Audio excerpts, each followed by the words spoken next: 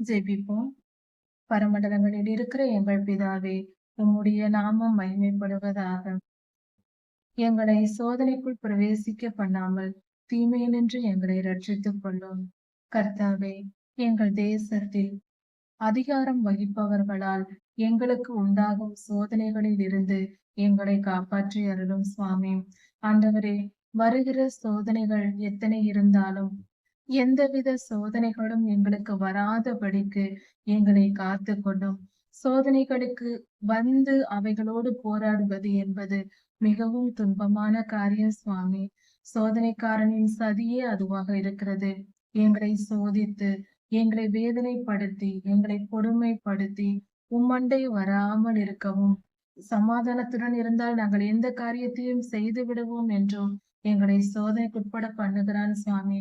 உமக்கு உண்மையாய் ஊழியம் செய்யத்தக்கதாக இப்படிப்பட்ட சோதனைகளை எங்களை விட்டு அகற்றி போடும். அதிகாரம் வகிப்பவர்களால் எங்களுக்கு வருகிற சோதனைகள் வராதபடிக்கு தடை செய்து போடும்.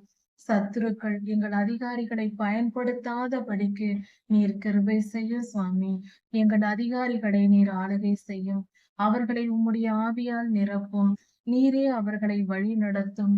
அப்பொழுது நாங்கள் பிழைத்திருப்போம். எல்லா சோதனைகளும் எங்களுக்கு வராதபடிக்கு தடை செய்து போடும். அது உம்முடைய திருசித்தமாய் இருக்கிறது. கர்த்தாவே, கிருபையாயிரும். அதிகாரம் வகிப்பவர்களால் கடைசி காலமாகிய இந்த காலத்தில் எங்களுக்கு அதிக துன்பம் வரும் என்று வேதம் சொல்லுகிறது. அப்படிப்பட்ட நிலையில் சுவாமி எங்களை பாதுகாத்துக் கொள்ளும்.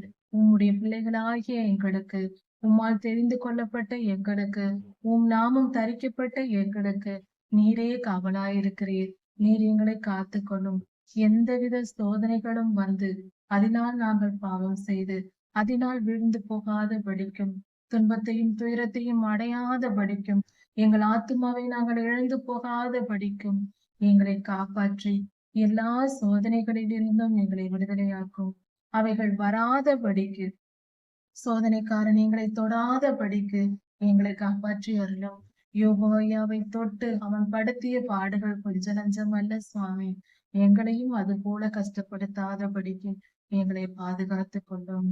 சோதனைகள் எங்களுக்கு வராதபடிக்கு எங்களை காப்பாற்றி அருளும்.